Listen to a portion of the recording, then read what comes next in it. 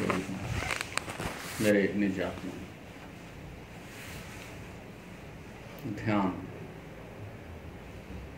जिसका नाम लेने मात्र से ही मनुष्य के अंतःकरण में एक सुगंध पैदा होने लगती है, एक जाग पैदा होने लगती है। लेकिन संसार में यदि हम एक शब्द में कहें मनुष्य के संपूर्ण आंतरिक रहस्य को, परम सत्य को, परम आनंद को, तो उसके पाने की एक ही कुंजी है जिसको हम ध्यान कहते हैं। मनुष्य ने आदिकाल से बहुत सारे रास्ते बनाए, बहुत सारी विधियां खोजी, बहुत सारे सुख और शांति के साधन विकसित किए, लेकिन बिना ध्यान के सब अधूरे और नीरस हैं। आदिकाल से इसलिए ध्यान का इतना आदर है, इतना हृदय में उसके प्रति सम्मान है। ऋषियों का ये ऋण है, ऋषियों की अपार अपार कृपा है आपके ऊपर।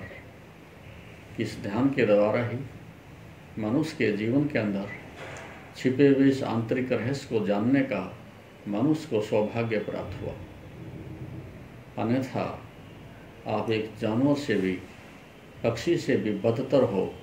यदि मनुष्य के जीवन से ध्यान हटा दिया जाए, ये सुरती हटा दी जाए, ये संपदा छीन ली जाए, ये होश हटा दिया जाए, ये समाधि अलग कर दी जाए, तो आपसे अधिक कमज़ोर, असहाय और दुखी संसार में कुछ भी नहीं है। ध्यान के कारण ही मनुष्य का सौंदर्य है, ध्यान के कारण ही आपके जीवन की गरिमा है, और ध्यान के कारण ही आपके जीवन में मोक्ष का पदार्पण होता है। यदि जिस मनुष्य के जीवन में ध्यान का अवतरण नहीं होता, वह मनुष्य वैसा ही है जैसे कि बांज वृक्ष सदियों से उसकी माली सेवा करे, पानी डाले, सींचे, न उसमें फल लगे, न उसमें फूल लगे, न उसकी छाया हो, धीरे धीरे सूख करके वह एक ठुट बन करके खड़ा हो जाता है। इस मनुष्य की भी स्थिति यही है।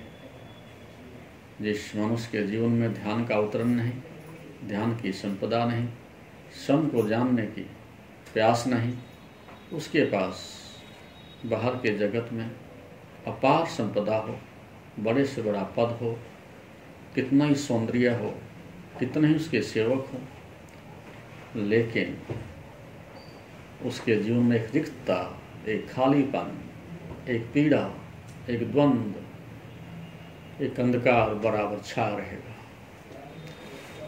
कितना भी वो छिपाने की कोशिश करे, लेकिन उसकी आंखें, उसकी उदासी, उसकी पीड़ा जरूर इस बात को बयान करती है कि कुछ छूट गया है, कुछ खो गया है, कुछ मिट गया है जिंदगी में।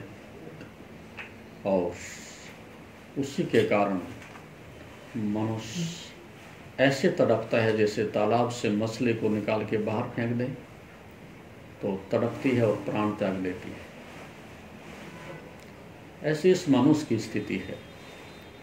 जब तक वह आंतरिक खोज नहीं होती, उस पिया से मिलन नहीं होता, अपने स्वरूप में, अनंत में मनुष्य को स्वयं का बोध नहीं होता, उतने से पहले ये मन, प्राण, बुद्धि, आत्मा सब ऐसी तड़पते हैं।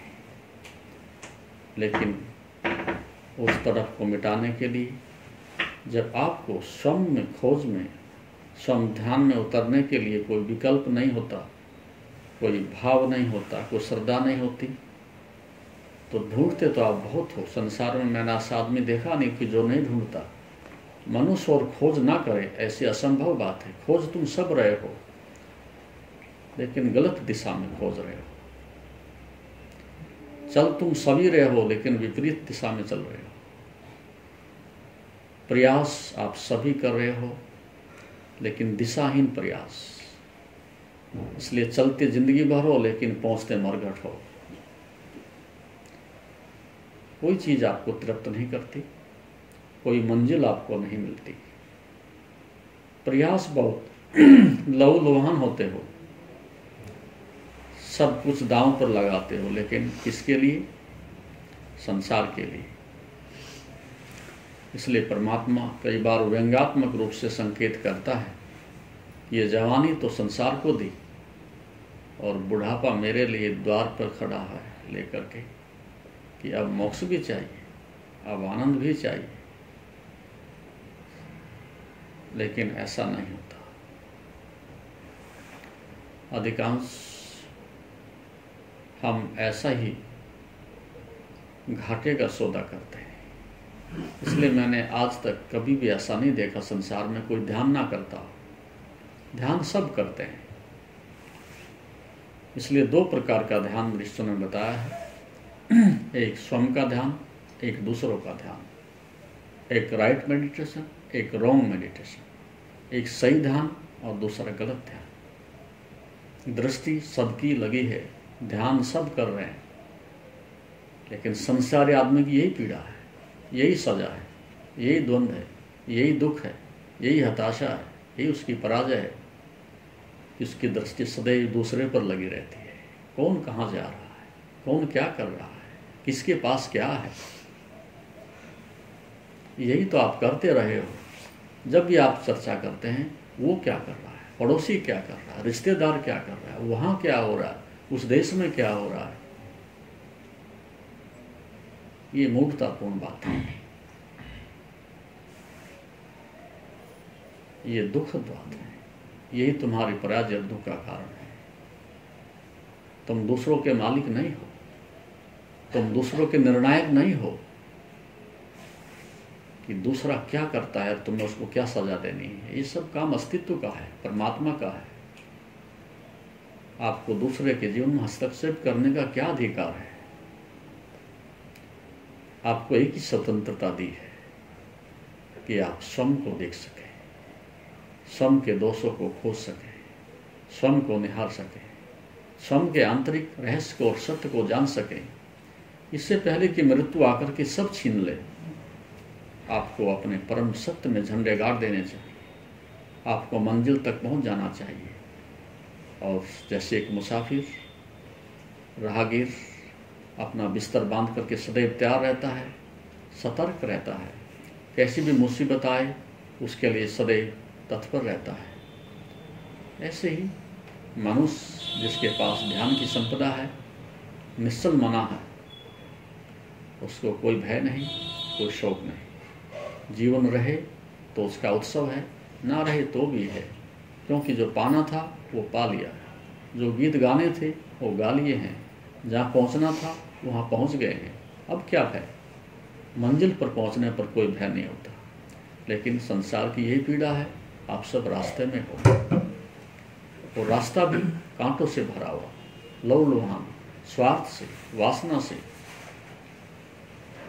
लोभ से पटा पड़ा है। ऐसी विषम परिस्थिति में, विपरीत स्थिति में आप सत्य के दर्शन नहीं कर सकते, स्वयं को नहीं जान सकते। शक्ति चाहिए, शांति चाहिए, दिशा चाहिए, और वह तभी संभव है जब आपके पीछे किसी महापुरुष का हाथ हो, उनकी करुणा हो, उनकी कृपा हो, आपका समर्पण हो। उनकी कृपा और आपका समर्पण जहाँ मिलता है वहाँ मंजिल आ ही जाती है।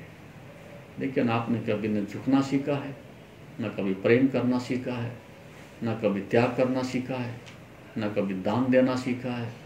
बस एक ही जहर तुम्हारी जिंदगी में चारों तरफ से दिखाई देता है, निंदा, घृणा, द्वेष, छीना झपटी।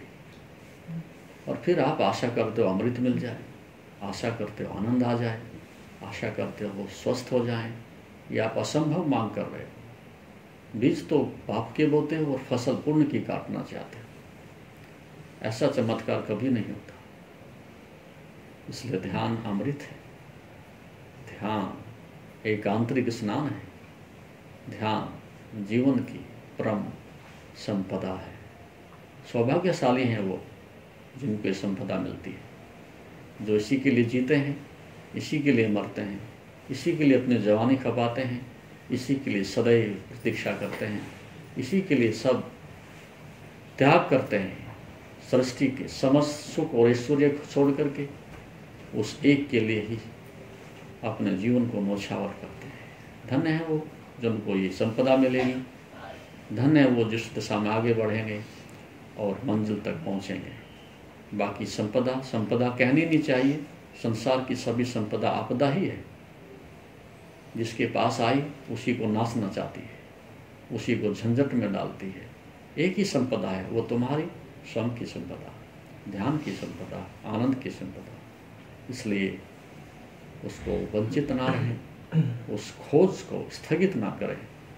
उसके लिए सर्वस्व दांव पर लगाना पड़े, ये जीवन भी जाता हो तो दांव पर लगा देना चाहिए। आप 2 कौड़ी के लिए सब कुछ दांव पर लगा सकते हो, तो क्या सत्य का इतना भी आदर नहीं? क्या परमात्मा के लिए इतना भी सम्मान नहीं? नहीं। यही तुम्हारी भूल है और यही तुम्हारे दुखों का कारण है। इसलिए ध्यान और ध्यान और ध्यान। देखें, सीधे होकर के बैठें, रीढ़ की हड्डी सीधी रखें, एक सकारात्मक ऊर्जा से, जैसे कि अभी भरे हुए हो, इस प्रकार से आपके अंदर एक प्यास, एक तड़प होनी चाहिए। एक समय का भोजन ना मिले तो चलेगा, लेकिन ध्यान से वंचित ना रहें, वो हमारा भोजन बन जाए, तब आपके जीवन में सुगंध आए, फूल खिलें और आनंद की वर्षा हो। और अब दोनों हाथ मिले हुए अतीत से पीठ फेर लें। क्या है तुम्हारे अतीत में सिवाय दुर्गंध के, सिवाय घृणा के? अतीत आपका देखने जैसा भी नहीं, लेकिन मन बार बार पीछे लौटता है, जुगाली करता है और उस पीड़ा को दूर करने के लिए भविष्य की कल्पना और सपने देखता है।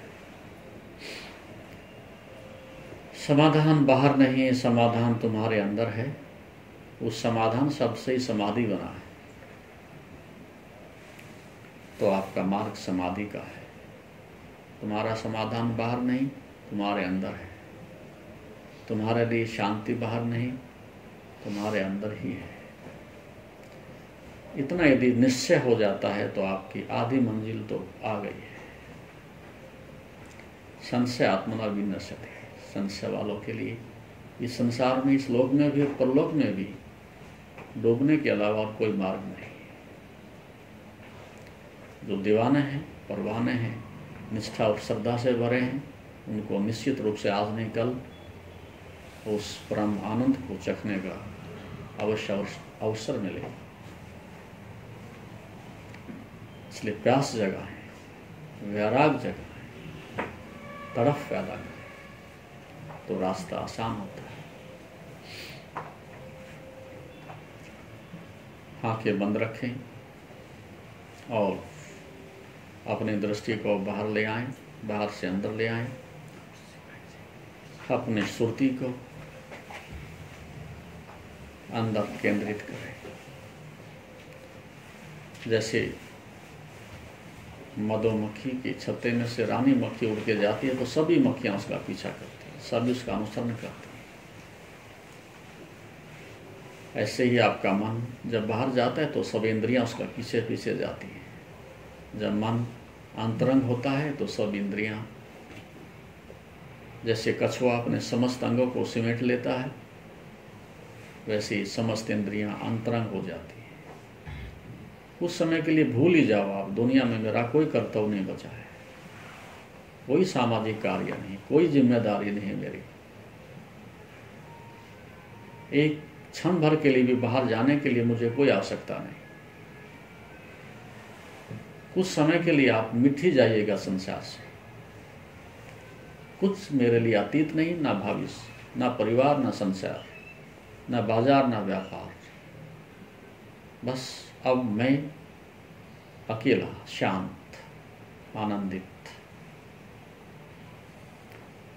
और अब शरीर और आत्मा के बीच में एक बहुत सुंदर व्यवस्था परमात्मा की, श्वास के रूप में, प्रश्वास के रूप में, इस पर बड़ा कार्य हुआ। अब समय नहीं मेरे पास, लेकिन इतना ही समझें कि आप अपने मन को बड़ी आसानी से उसके ऊपर वापस ला सकते हो। निराकार से निराकार की यात्रा कर सकते हो और मन को तत्क्षण शांत होने देने के लिए आप आदेश दे सकते हो, ठहर जाओ, कोई आवश्यकता नहीं, कोई मेरा कार्य शेष नहीं, कोई मेरी भविष्य की योजना नहीं। देखें, नासिका से नाभि तक धीरे धीरे मन को ऑब्जर्व करें, अनुभव करें और उसके साथ नीचे तक जाएं, जहाँ तक स्वाभाविक रूप से आपकी श्वास चलती है। फिर वापस आए। एक माला बन गई आपके अंदर। ये राम नाम की कहो, ओम की कहो, किसी की भी कहो, एक माला जो आप बाहर भजते हो, आपका मन भी बाहर ही होता है, बहिरंग। लेकिन ये अंतरंग माला प्रभु ने आपको दी है श्वासों की। इस पर सुरते ले आओ, देखो और 100% उसमें अपने को डुबो दो। कुछ भी पीछे छूटना नहीं चाहिए। तत्क्षण आप ऊर्जा से भर जाओगे, स्वास्थ्य से, सौंदर्य से, शांति से भर जाओगे। जो बाहर बिखरा है वो सब तुम्हारे पास वापस लौट जाएगा। जिस अतीत और भविष्य ने नाच नचाए हैं वो सब बंद हो जाएंगे, सब कल्पनाएं मिटेंगी। जैसे आप केंद्र में होते हो, एकीभूत होते हो,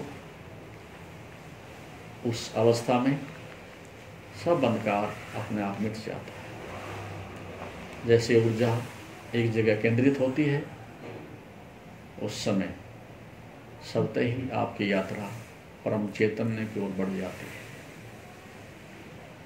देखें, अनुभव करें, श्वास आ रही है और जा रही है। जो गुरुमुख हैं, जो मंत्र जानते हैं वो मंत्र के साथ कर सकते हैं। जो नहीं जानते वो स्वाभाविक रूप से केवल देखें। कोई विचार नहीं, कोई कल्पना नहीं, कोई उत्तर नहीं देना किसी प्रकार का। विचार आए ठीक, ना आए ठीक, आपने विचार में उलझना ही नहीं, कोई उत्तर देना ही नहीं। बस जैसे किसी अजनबी को देखते हैं, उसके साथ हमारा कोई तादात्म्य नहीं, ना श्वास के साथ तादात्म्य है, ना विचार के साथ कोई तादात्म्य है। केवल दृष्टा बने रहें और देखते रहें, विचार अपने आप शांत हो जाए। देखें, अनुभव करें। जैसा कि आप जानते हैं, शरीर को स्वस्थ और मन को शांत बनाने के लिए योग ही एकमात्र साधन है। जीवन को योगमय बनाने के लिए व योग दर्शन के मर्म को आत्मसात करने हेतु गुरुदेव के आशीर्वचनों को श्रवण करें। उनके द्वारा दिया गया मार्गदर्शन आपके जीवन में सकारात्मक बदलाव लाएगा। अगर आप पतंजलि योग दर्शन सीखना चाहते हैं और इस प्राचीन ज्ञान को अपने जीवन में शामिल करना चाहते हैं तो हमसे संपर्क करें। हमारे योग सत्र न केवल आपके शरीर को स्वस्थ बनाएंगे बल्कि आपके मन और आत्मा को भी संतुलित करेंगे। अधिक जानकारी के लिए हमें नीचे दिए गए विवरणों पर संपर्क करें। हमारे साथ इस योग यात्रा की शुरुआत करें और अपने जीवन को शांति और सकारात्मक ऊर्जा से भरें। धन्यवाद। आपका दिन शुभ हो। ओम नमस्ते।